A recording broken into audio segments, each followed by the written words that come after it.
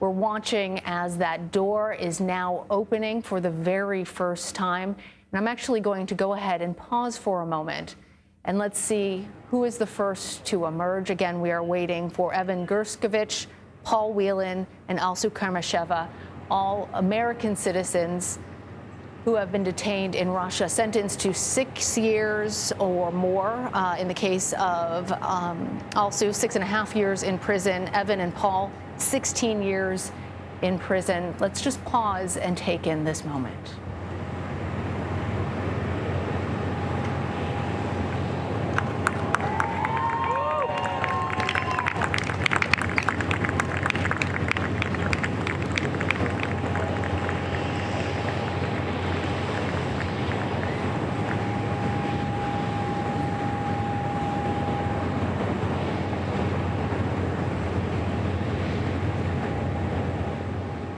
The very first to arrive there, we see Paul Whelan, the retired Marine. He was visiting Russia for a wedding in 2018. He was held the longest out of all of them, 6 years. He was sentenced to 16 years of hard labor in a prison colony.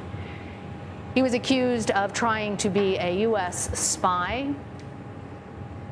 He received a hard drive, a flash drive rather, at his hotel. He believed that it was photos from a friend. The Russian government said that that was him working as a foreign agent spying. Embraces from both President Biden, Vice President Harris. A wave to the journalists who are assembled, and we imagine that he's moving on now to hug his sister. You see that there.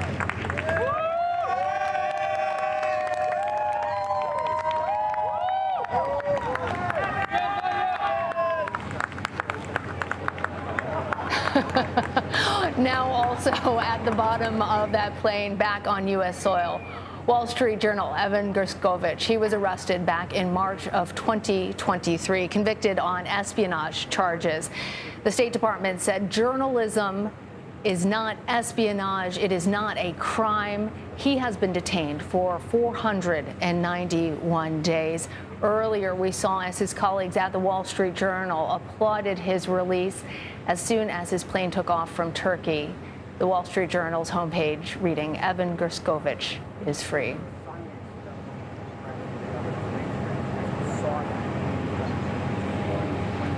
He has been smiling constantly. In the photos that we saw released from the U.S. government, at the photos that President Biden had posted, smiles from Evan Gershkovich, and smiles now as he greets his waiting family.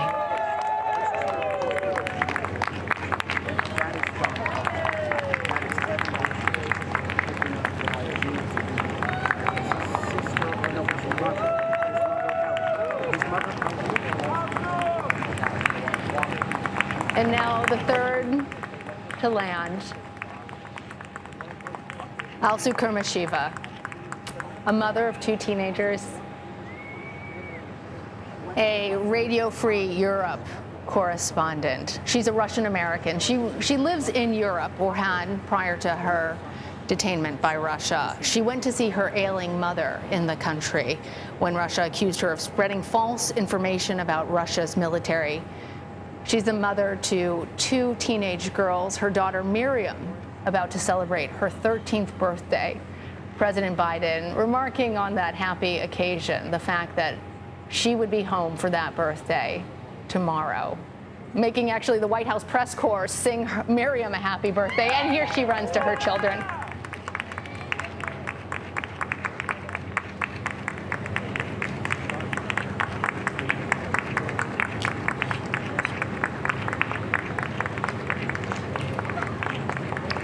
Ambassador Sullivan, it is a lot to take in, and it is hard not to feel emotional at the response of these families separated for so long.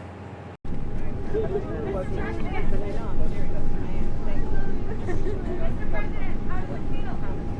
feels wonderful. Long time in coming. I was absolutely convinced we could get it done.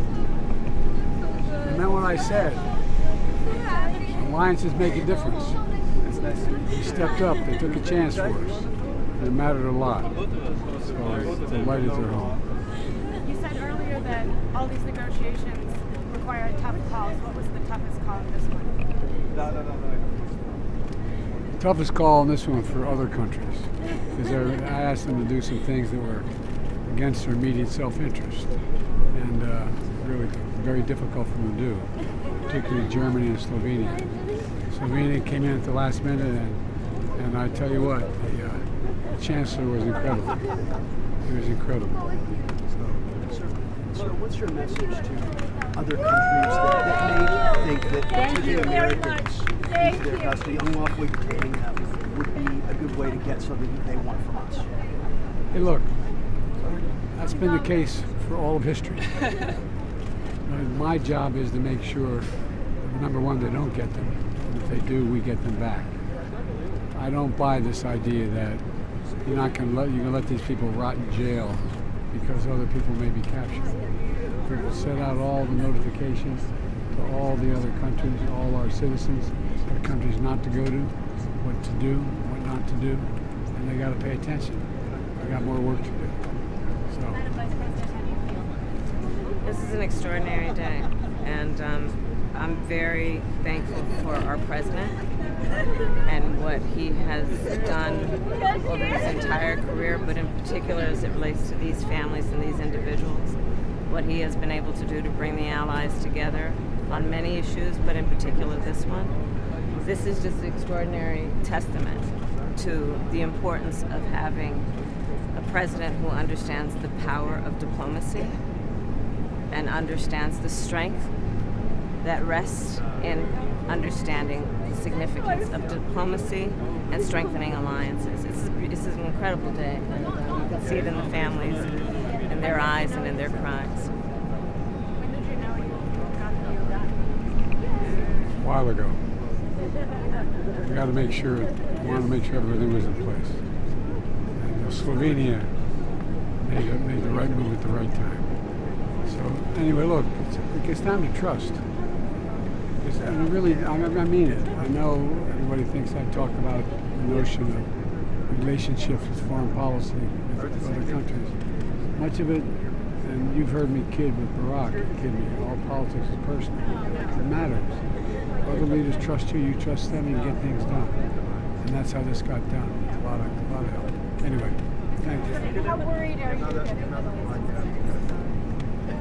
I'm very concerned about it. I had a very direct meeting with the Prime Minister today, and very direct. We have the basis for a ceasefire. He should move on it, and they should move on it now. Is the chance for a ceasefire ruined after the assassination of Hania? It's not helped.